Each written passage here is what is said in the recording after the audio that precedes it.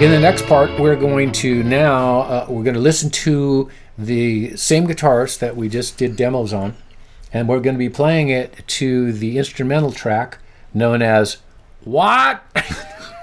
We decided that's the name.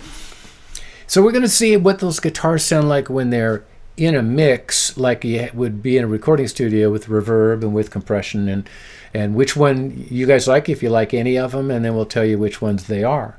That's always an interesting thing, because you never know. I mean, having a guitar that's like, let's say Jane, and you go, I really love Jane so much it has to be the guitar, but sometimes it might be something else. It does, and sometimes, like you say, the guitar will sound great by itself in there, but you put it in the mix and it just doesn't quite work. It's another world. It's just another world. So we already heard them by themselves. We're also going to revisit with P.ete A. Flynn. He flew in, Paff, from Wisconsin, where he lives, and he is talking with us. We're so honored that he did that, to see how he winds pickups. We also have Sean from a Portland company called Gunstreet, and they do wiring harnesses and do pickups and all kinds of interesting things. We want to talk with them and see what it is that they do. We also need to mention we use no pedals in the recording of any of the guitars. We go straight into the amplifier, into the speaker cabinet, no pedals ever. So in this particular case, we used the Henry SRT Plus through a 112 Celestion G12. Mic'd up, no pedals.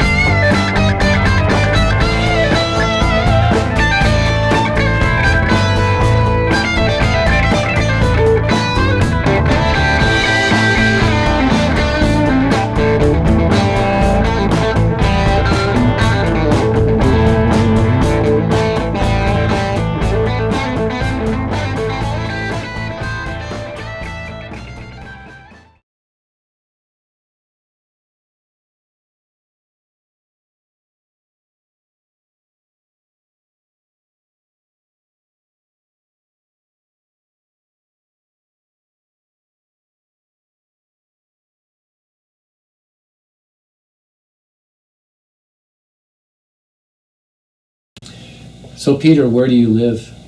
I live in a small little town in Wisconsin, Trevor it's called, and you'll never find it. Well, we probably aren't going to look for it, but that thing is that you came here, so that's did. really, we really appreciate that, the fact that you came out. And I know maybe you came out to see Al Di Meola because you ran into him yesterday. I did run into him at the airport, but here I am regardless. No, Well, it's a pleasure. Thanks for having me.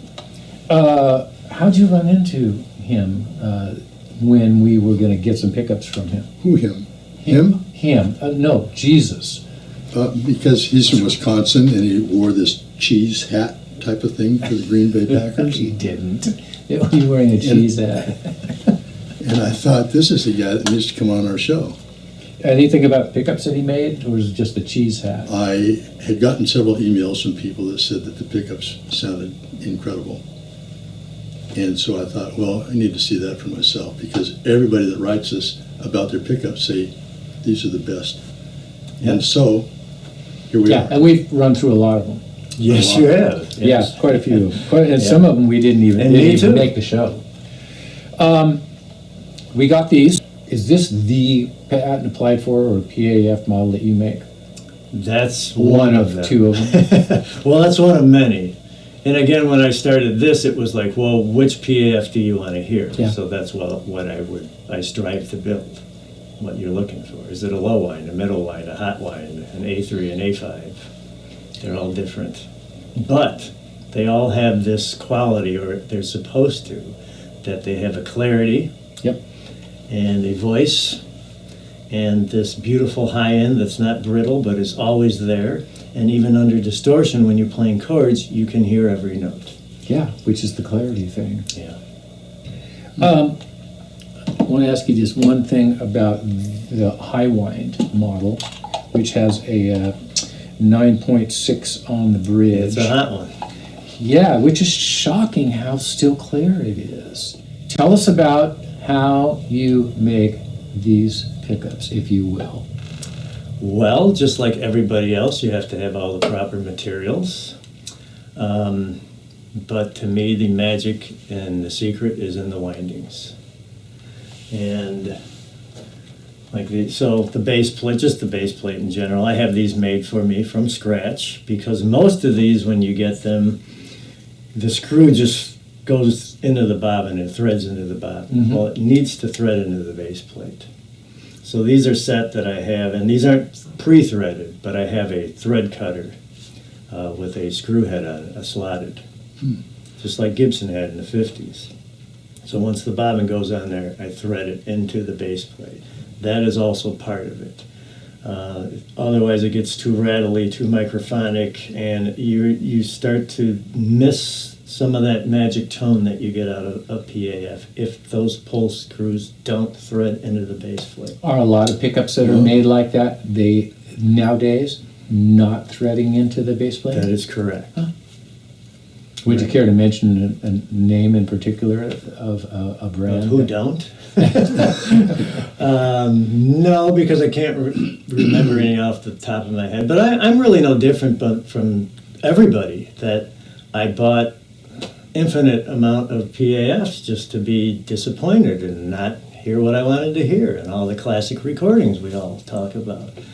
That it always seems like there's some sort of a blanket over the pickup, and you're not getting the clarity in the high end.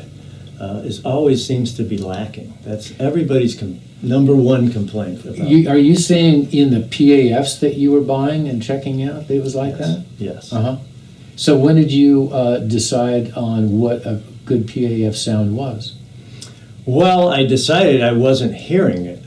And as we know, when you listen to a Clapton blues breaker, whether it's Hideaway, well, that's probably a great example, because there's also Paul Kossoff in the solo and All Right Now. And so you're using that as a template for a great sound, which like a lot of us are. Right, taking iconic recordings and saying, hey, how do I reproduce? Yeah, and also in those days, they really didn't have a lot of pedals, so that would kind of eliminate a lot of that. Right. There's so much conjecture about what they may have used or what they may have not used. Right. back to the way you make them, because they do sound really good. Okay, so you have the base plate. What about the bobbin? So you have the bobbins are butyrate, like they all are. These are Michigan maple. Oh, that's got to cost you. That like, used to be a tree. Just like we were talking. See, so again, the tone of the great gold tops, Michigan maple. Okay. And so you're saying Michigan maple as if some of them aren't made with Michigan maple. Right. What are they made with? Well, probably Eastern. Oh, no. Yes, right? Yeah, you can't have that. Used myrtle wood. Yeah, myrtle wood, or maybe balsa wood, because that's really so much lighter. But we digress. And then, of course, there's the magnet. Oh. And it has to be rough cast. Now, most manufacturers, I have these made for me from manufacturer in China. All the rest of the parts are U.S. The reason being is that these are very imperfect, like the 50s magnets. The 50s and I kind of use the Titanic analogy that the steel that they used back in the day had voids in it, whether it was air pockets or what have you. And as technology got better, the steel became more perfect. So you want to have basically the crummiest made. Crude, we'll say crude. The crudest made magnets, steel that you can, and there isn't even an outside void on that one. Is the magnetic field slightly uneven on this? It is. When you check the Gauss, it's all over the map. And a lot of people don't know, too, that when Seth Lover made the early PAFs, that both sides of the magnets were rough on the P90s. And because this had to go up against the slug bobbin, once they started assembling the pickup, it was too rough, so they started to grind down one side of the magnet. The other side stayed rough. And then as time went on, it was still, they were having, if you overwound the coil and what have you, they were still having problems getting everything to fit nice and tight, so they started grinding both sides. Just when, for me, it's the same thing. When you think you've learned it all, something always... It's always something. Especially when you're looking backwards, too. Isn't that wild? You just go, this is like we're going back to an event in time that happened, in the latter part of the 1950s, really. Right. So, but you have to look at all these stages from P90 to the later PAFs to see how it all developed, and because there's all these different sounds from 57 to 60, 61, 62, when the PAF started to get phased out and the magnets changed and the suppliers changed and the wire changed and all that stuff. So yes, you have to have all the right materials. The cover too, I have these are being made from scratch because they're all too thick. And for those who like to use covers, you have to have very minimal amount of plating. And is this cover like the original cover? Which are you saying that the ones they make now are thicker than that on a lot of these? They're all too thick. On a lot of these? I went out, bought all the covers, they're all too thick. This is why when you're using covers, it squelches the clarity and the high end. But if you have a really good cover, you're still going to retain a lot of that. So these are very thin covers. So if you gotta have a cover, and I love covers, I just love the way covers look. Me too. Especially when they get a little bit worn. Yeah, we like the way they look. Right. But I guess personally I've just settled for no covers because I just get the ultimate clarity out of the pickup that way. Scatterwound. Tell us about scatterwound that you have here on your little sheet. Scatterwound, so yes, they are scatterwound, just like the originals. Yes, I use a machine, just like they did in the 50s. It's not a machine from the 50s, it's a machine anybody could go out and purchase. But when I started experimenting, and I would always make a pickup, put it in a guitar, take it out on a gig. So I think that's another thing, is that being a musician, that I was taking these out in the real world because, it sounds great here in the room. Get it on the stage and with the band, get it up to volume. What's it going to do? Something completely different. So I think that's helped me along my journey to discover that. So I would always just keep writing down winding patterns and how many lines I used, and eventually there was just one day that I just was saying to myself, man, I'm just missing something here, and I sat down and I really started to think about what was going on at the Gibson factory and who was winding the pickups and how they were done. So my best analogy is that you have Susie and Mabel are sitting there. They don't know anything about pickups. They don't care. They don't know what the end result is. Their job was to put this many winds of this wire on this piece of plastic.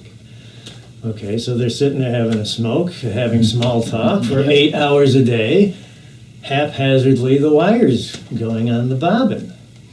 So what I had to figure out was how to do that consistently for every pickup. And that, to me, is where the secret lies. And you're talking about the winding pattern. The winding pattern. Do you scatter wind it the whole entire bottom? I mean, the bobbin, so the whole entire thing. No. Okay. Oh, yeah. I think we got him on this. Write that down. Okay. Yeah, I'll go so far. I knew it. I knew it. Okay. Get But the yes, whole wall of it. that's the secret to me, is that duplicating that haphazard thing that happened daily, hourly. How about tension on the coil? So obviously the winder can keep the tension the same, but you can adjust the tension of the wire going on the coil? The tension for me, and I do have a tensioner, but I don't use it. I use my fingers every time. And that helps. The looser the coil gets, you get a little more high end. The tighter you wind it, you get a little more, a darker pickup. So that all has to do with the flavor or the tone of what you're looking for in that particular pickup, a low wind. I want it to sound like this 57, which a lot of them were. I think that's where the telly on steroids thing came from, is the earlier gold tops. They were low winds, very clear, single coilish. Yeah. Just no noise. How about the balance between the coils? So do you wind the coils exactly to the same resistance? Never. This is money. Yeah, they're always different. Yeah. Okay. So theoretically, I've heard, and put it by you, the person that actually does this, is that the concept of the humbucking pickup would be to split the 10,000 winds of a P90, put them together, and the ideal situation would be is that the coils would be identical to get the most amount of humbucking effect out of it. Correct. But as we found, as soon as Gibson changed to that theoretically to now they have winders, actually did that those pickups lost character. They lost completely that sound. They did, right. Yeah, so it is sort of like reverse winding to find out what the flaw was. They weren't trying to make museum pieces there. No. They were trying to make guitars and ship them out the door. Right. Like you said, the women who were doing it, they're not going, hang on a second, just pop one of these in this Les Paul and let's make sure they're right. Exactly. Said nobody there that worked there. No, because their job was just to do that. Then it went to somebody who maybe started doing the assembly. And they probably said, we would pop these things, but that's an unnecessary cost. Maybe. Right. So I look at the original P90. What was Seth Lover's job? Was to make that pickup noiseless, not make a new sounding pickup. So his goal was, I need to make a noiseless P90 because we all love that tone. And I think he certainly achieved that again in the earlier PAFs and the gold tops. They certainly sound like that. Yeah, let's stop it right there. We think what Pete's saying kind of dovetails. I like to use that word, dovetail. It kind of validates, or it's the same sort of thinking that we had about Gibson switching from P90 to humbuckings. The thing we said before, though, is kind of interesting, is we know from the catalogs that Gibson was selling guitars, or they were targeting jazz players. Those are the only people that you show in their Gibson catalogs. But there were a lot of people who were playing Gibson guitars that were not playing jazz. And they were coming up, and here's some photos of some of these guys who were playing Gibson guitars that weren't in the catalog, not yet in the catalog. Right. like, they were selling the 355 to jazz players and using stereo. But here's B.B. King using a 355. He wasn't in the catalog till, 68, 69, 70, something like that. So anyway, we thought that the sound of P90s for jazz players, I think this is true, was the same sound that Seth Lever was going for because they were playing jazz. But the people that we're showing now were cranking those guitars up. Yeah. And they were finding out the P90s and humbucking pickups don't sound the same when you crank them up. I don't know if this is true, but I guess there were some English guys that started playing Les Pauls with humbuckings on them, and they made sounds that were actually pretty different. You remember anything about that? Peter Sellers. Peter Sellers, that's famous in his Peter Sellers group? So, yeah. Yeah. And then he had a group later on called the Fleetwood Flood. Something like that. Yeah. I can't really remember. The Ruddles. Is that them too, that they use those guitars? Yeah. Yeah, little known. Okay, well, let's get back to Peter. I'm just always amazed at all the people, we mentioned this before, that build pickups. They use the same exact wire, the same exact maple, the same exact everything, covers and all that. Doug can make a pickup and you can make a pickup and they'll sound completely different. Yeah. Well. Probably not that great on my end. Anyway, but that's always been the amazing thing to me, is that all these guys claim this is the pickup, this is the 59, this is a clone, and they all do. That's why I bought them all. Yeah, they all do, and you see reviews of them all over the place, but it's highly subjective as far as is the sound that you want. Also based on the fact that, so you're saying that you had access to PAF pickups, hence PAF guitars. Right. But we have some people that don't have access to those. That's the majority of the population. They don't have access to them, much less own them, or to be able to test them, or to have multiples. No, you're right. To go back and forth. And so really sometimes it comes down to what exactly is the PAF tone. And always, there's many of them. But again, there has to be a consistency in the high end and the clarity and the things that have been lacking. And I had a great example. I had a gold top at my disposal that I thought had one of the finest sets of PAFs that I've ever heard, 58. And my friend Barry had loaned me for an infinite amount of time, which is, you can't ask for more than that. And as you know, there's you find that certain guitar with a certain pickups in it, and it's magic. So that's what you're going for. And I was lucky enough I think I got this close, had many ears in the room when I finally presented it to people, had the guitars side by side, and they were impressed. So I haven't been out there making a claim or a statement about it, but everybody that I've heard the feedback is like, well, you've done it, you cracked the code, and like I couldn't be happier. Okay, and probably given the fact that people are putting them in different guitars, they're not putting them in 58 Les Pauls. They're putting them in R9s or R8s or newer guitars. And all sorts of and that's a whole entire subject there as far as the construction of the guitar. It really comes down to so what really in a guitar is responsible for the tone, and how many people are saying, well, it's the old wood. We just go, okay, so Billy's guitar, Hurley Gates, was 11 years old when their first album came out. Right. And how old was the I have new guitars that are older than that. And the Beano Burst was 6 years old. I know. So I guess sort of go. Yeah. Well, of course, lumber does have a lot to do with it. Well, this guitar, I again, it's all opinion. It sounds better than this one, or this one has more treble than this. It's just a higher end. So it goes a lot of different ways, but the pickup should be acting as a microphone to tell you what the wood sounds like. I think that's part of it. Yeah, and there are people that say that what the guitar is made out of and that whole entire structure mean nothing.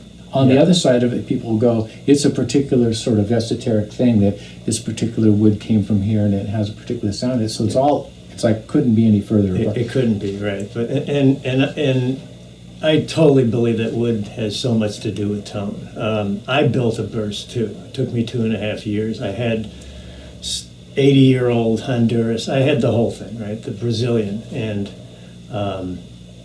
it turned out great, but it was very telly-like, which was not what I was looking for in a burst, because I have a telly. So I did not want that guitar to sound like that. So it turned out great, but that just told me that, well, that's what that lumber is telling me. That's what it sounds like. So I bet you got a pretty good price for that guitar, I too. didn't do too bad on it. Now we're going to have Sean, who's from Gunstreet, and he's going to be coming on the show right now, and he's going to be talking about, what are you doing? Have you seen my pipe? No, I haven't seen your pipe. Well, Where, Pat? Pat without his pipe. I thought I just had it.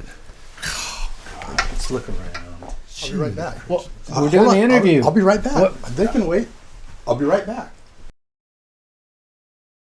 So we have Sean here from Gunstreet. He is so nice to fly in from Portland, Oregon, here to Southwest Portland, Oregon, on his private jet, which is really disgusting because he's literally like, he could drive here, but I was just kidding. He drove here. Let's talk about your business. Of course. Let's start with this. Why do you call your business Gunstreet? So the term Gunstreet came from a story that my grandpa used to love to tell about kind of a local hero. I'm actually originally from Bend, Oregon. It's about 3 hours south from here. Beautiful place, too. Very beautiful.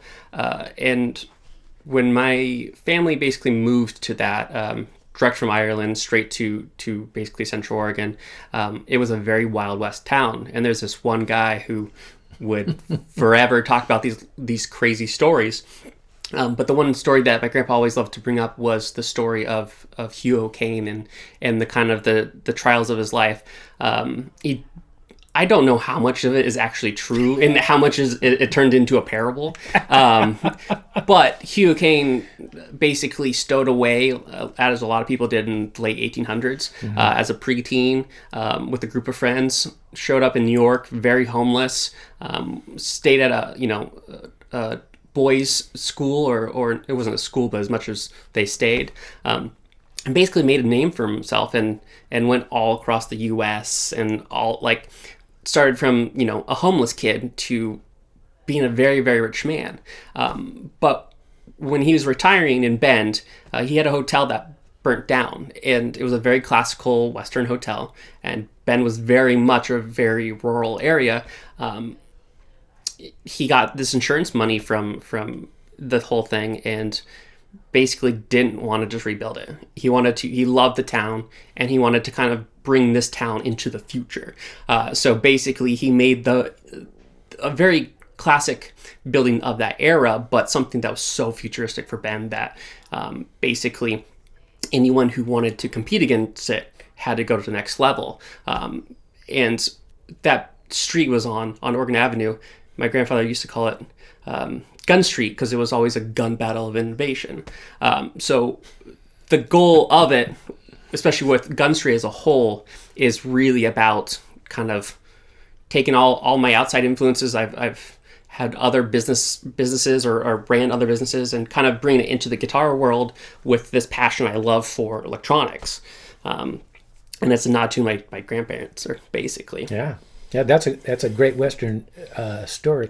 Okay, let's talk about what you do, and specifically, let's talk about the wiring harnesses, which I think is what your business does, right? Yes. So Okay. we basically make all the electronics inside, ranging from pickups. Where my specialty is the actual electronic sides.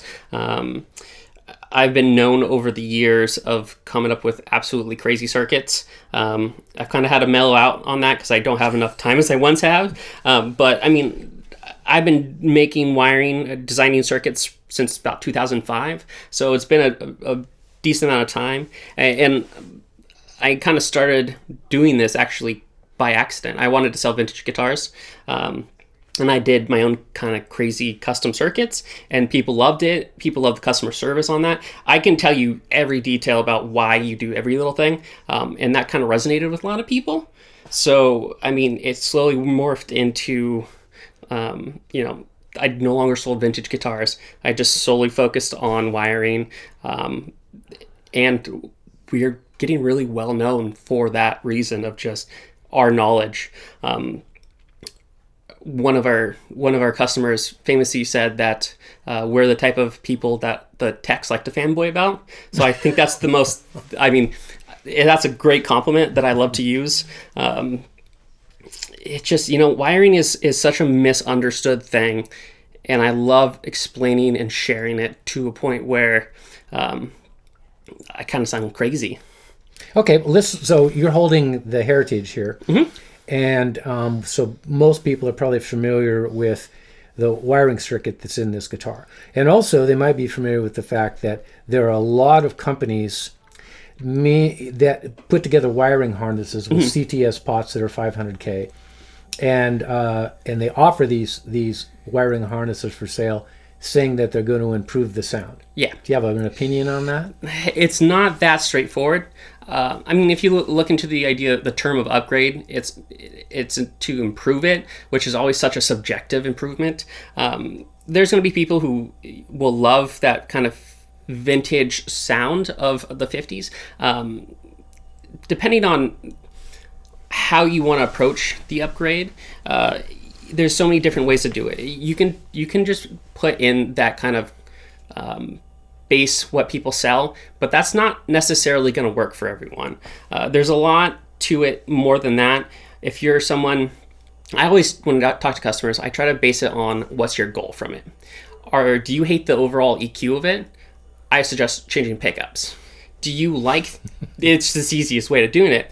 Let's say you like the pickups, but you just want to add a little bit more compression, or even take less compression out of that, so to get a little more range from that. Compression. Okay. Pot value is basically compression, and that's the easiest way to describe what it does. The higher the value, the less compressed the pickups are going to sound. So this is like 1 meg pots. The lower the value, the more compression is added, and you're talking about, you can go as low as 50K. You can go lower than that. There's always a cost to it. So if you like the sound, but you want to change compression, that's an easy way of doing it. Filter circuit, this is going to be another classic way. That's like 50s. 50s is what you call a high pass filter circuit. It tends to have a very transparent EQ as you use the volumes and tones, and very interactive in between. It does have a very vintage style, what we call an audible taper, not to be confused with the pot audio or linear. And a lot of people hate that. It's understandable. What do they hate about it? It's too steep. So the volume tone. Okay, so it's just they're not used to it. No, it's a very vintage tone, or style, I should say. So with the tone, it's going to be a very on off, where all the way down to 3, you're just going to get that kind of what would normally be in 5, and then it kicks in. And same with the volume, you're going to have a very steeper than what you're used to tone. We also have modern, which is going to be like 90% of all wiring circuits produced today, and that's what we call a low pass filter. So as you roll off the volumes, you're going to preserve more low end mids. And then we also have what we call, I'm old, I've been doing this for too long, and I grew up in the Les Paul forms. They used to call it volume bleed, but most people understand it as treble bleed. Okay, so there's a resistor or something in there? You can do whatever. It's kind of designer's choice on that one, and it's basically a resistor. The common is going to be and what we use, because we found that that's the most people like it, which is the 0.001 UF capacitor just in between the input and output of the voltage divider. Okay, so just so that people that don't know what that is, when you're rolling the volume off on a lot of guitars, when you're rolling the volume off, you're rolling the high end off. Yeah, for a modern filter circuit, which is what most guitars are, you're rolling the high end off, and what that capacitor does is it basically adds a bright switch to it. Okay. You're basically skirting the volume control itself and just going straight to output. And the one perk of again, 50s is a high pass, so is the treble bleed, but both of those are so subjectively different in the sense of, with the volume bleed, what we call, you're going to get the modern audible taper of modern, but you're going to get some of the high pass. Again, there's always going to be a little bit of player's choice on what you like. Me personally, every guitar I own has a different style in it. I have a Les Paul that I love with the 50s in it. I have an SG that I prefer the treble bleed in it, same pickups and everything. It really comes down to that kind of personal preference on that. And then again, you can even get more macro on it, and the idea of I say the audible taper, but that's the sum of all the parts. That's, the pot manufacturer's taper. That's the filter circuit. That's how it filters the EQ of the pickups. That's what I define as audible taper. But you can get into it in the macro level of each brand has their own specialty of what they like to use. Fender tends to use linear pots in the volumes, audio in the tones, where modern Gibsons, where they just finally, because people are so outraged by it, finally brought back all audio. And so what's the characteristic of that? Linear is a linear kind of decrease. That's the easiest way to describe it. Where, at 10 it's 100%, 9 is 90, etc. Audio is basically, it's designed to kind of mimic how our ears hear. And kind of to get into the technical side, it can really kind of help the ratio of the pot. The volume pot is basically what we call a voltage divider, and inside there's a little bit of math going on with two kind of sides of the resistor. And on the audio, it has a certain kind of ratio of resistance that does, most people find, doing this for now as long as I have, and we sold, we're close to like 12 to 13,000 kits. I originally, when I did this, I mimicked what the manufacturer did. So you would have had, linear in the volume and audio in that. Everyone hated it. I would get popular product. It's really, you either love it or you really hate it. And over time, we switched it. We tried audio in the volume, linear in the tone. People hated the tone, to the point where nowadays we just use audio for everything, and we get way less complaints because of how the taper acts. They're always going to be fused because there's people who, it's so subjective on what guitar you start with.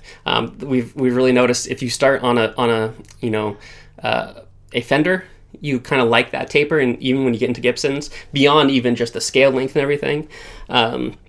But no, I mean, that's a big thing. And then another thing that a lot of people don't really take in consideration, and this is a kind of the mojo side of the wiring realm, is capacitors. And what I'm referring to capacitors is not what it's made from. We did a survey, and we surveyed over 205 people on just like a blind survey, and they could tell a difference between what it's made from, and majority could not. That stuff's on our website if you want to see that. But what people actually latched onto was the values. We always want a different tone. So a lot of times we think that if we change it for this vintage inspired pot or a true vintage pot, or sorry, not pot, but a capacitor, it's going to change the tone, where what we're actually looking for is changing the value. This guitar most likely has a 0.022 UF in the tone controls. If you're someone who wants a little bit more low end, you can raise that up to something like 0.047. I even have jazz guitarists who love to put 0.067. Actually, even to 0.1. You can go, it's so subjective. Or if you want less, you can go down all the way down to a 0.010. There's so much more than just installing this blank thing, assuming it's going to upgrade your guitar. So let me ask this about the tone thing. And so the tone control is removing frequencies. Yes. In this passive circuitry. Yes. Here. It's removing frequencies and it's leaving frequencies. It's removing frequencies based off of the values you put in there. Right. So you're going to have at max value, you're going to have, like, this would be a 500K that's wired in basically series to the cat. I should say it depends on the circuit itself, but most likely on this, that's how I would do it. as you use it, the capacitor itself keeps the same value, but the resistor from the pot itself lowers, and that kind of helps you change the volume or takes off whatever frequency you set it at. And so when you said that, so it would retain low end, it's like it doesn't produce more low end. It isn't there. No, but it has a characteristic that implies that maybe. It takes. The easiest way to describe it is if you have the EQ of an audio clip, right? And it's really up and down, up and down, up and down. When you use the tone control, you're putting a limiter on what comes through, essentially. Right. That's an oversimplification. It's a little bit more complex than that. But it's basically taking the baseline of what it is and then adding a filter on top of it to get a desired effect. If that makes sense. And so when people can contact you, and this probably drives you nuts, but they can possibly describe to you what they may be looking for in a tone control, that just describing frequencies. Like, let's say if they want this or they want that. Does that event happen for you guys? That does happen. It gets really challenging because what I have to take into consideration is the EQ of the pickups themselves. If you have an overwound pickup, it's going to have way more low end. Or if you have a vintage underwound one where it's really high range, that's going to react differently to the same tone circuit. And then also the preference of how you do it. I can usually give you very vague kind of explanations, like, okay, try this value instead. But it's a lot of finding your tone, finding what you like, and then kind of just going with it. And also the amp. I mean, every single thing that's involved in it. Every variable comes in play, and I mean, you can get into like the room and everything, but from your guitar side, there's so much variance between brand to brand, model to model, year to year, that it's very hard to say this is what you do. Yeah, no doubt. And that's where, I mean, Gunstreet, the number one goal is we don't really want to do too much of the whole like part myths and mojo. We're really trying to educate and kind of get you. I've done this for forever, and when I did, I was a 15-year-old who wanted to make I had my own Eden, if this is old, Eden Chinese copy where I'd made my own, Jimmy Page. I got a very terrible kit because I assumed that's what everyone told me to get. I come from a consumer side, understanding that we get really excited, but it's really hard to get that. And the number one goal to Gunstreet is I don't necessarily care about selling. It does pay my bills, which is very nice. But the goal is to kind of educate everyone to get an achieved goal and get what you want. I like that. Achieved goal, to be effective. Yeah. And again, we have 3 filter circuits, but there's way more. You can mix and match. I mean, just even your volume controls, you have your standard kind of volume, but you can do an independent, which is a different kind of circuit altogether, which has its own kind of effect to it. Changes the taper on the audible taper of it. Your tone control also. There's endless ways you can basically wire a tone control, and every single one you do has a subtle kind of change to it.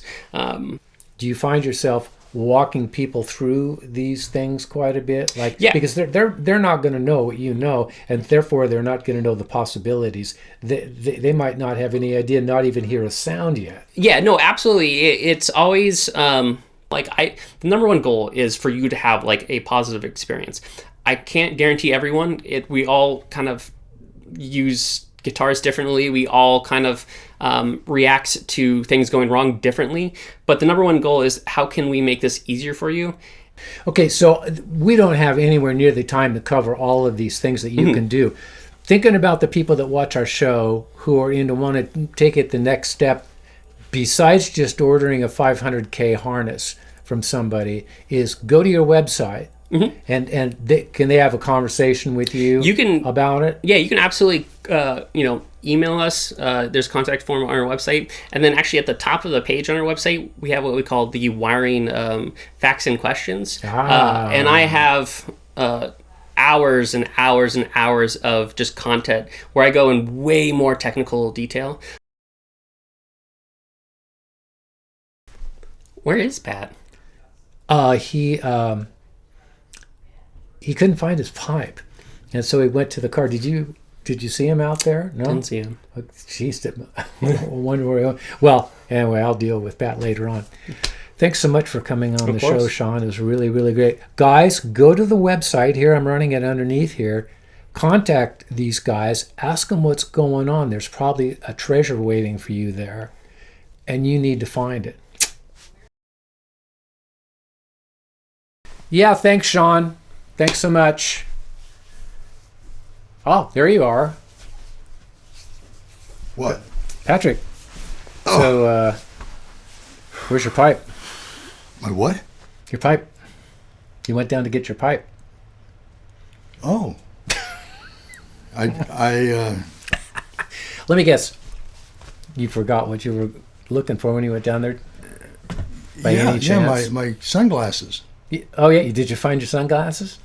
No, I was looking for my pipe. And forgot about the sunglasses. Send money. Send money to Let's Get Pat Well Again. He's just obviously something's going on. Is it too hot in here or something? No. Well, at least you made it back. I Yeah. am so happy. We were really concerned. Was that what did the mailman bring? Did you meet the mailman going down the stairs? Yeah, that's right. That was in the house going down the stairs. Yeah, that was actually Sean, the guy that you were supposed to be here for the interview for. Well, I thought I was. Geez, you did it without me? Well, well, I guess I go chase them down the street, see if we can do it again. Nah, let's move on. Okay. Let's move on. Okay. That was kind of interesting. So we got to ask, when you're listening to it, can you hear the difference between the 2 or 3 original PAF guitars? That would be the 58, the 60 Les Paul, and the 355. And can you hear the difference between those guitars and the guitars that have these pickups in them? Speaking of, we want to thank Murray of Australia. Right. And Pete Flynn of wherever Pete Flynn is. PAF. PAF. Yeah. Or as we pronounce it in Amsterdam, PAF. Oh, PAF pickups. Yeah. Fun stuff. Yeah. They sound great, but that's up for you to decide if you like one over the other, That's whatever. Exactly it. They, your own preference. So there's no right or wrong answer on this, is there? No. Yeah, if you like it or if you don't like it. Obviously, we're talking to the people that are interested in PAF pickups. So if you're not those people, we understand why it's boring. But something that's not boring is to talk about these picks. So these are V picks. Is that what they are? Yep. Okay. And we have a large selection. Here's the interesting thing for me is that I don't usually use thick picks like this, although I was using Jazz 3s, and before that Fender mediums. I tell you a good way if you're starting to find your playing starts to get a little like you need this little bit of spark, change something. Yeah. Change the guitar, change an amplifier.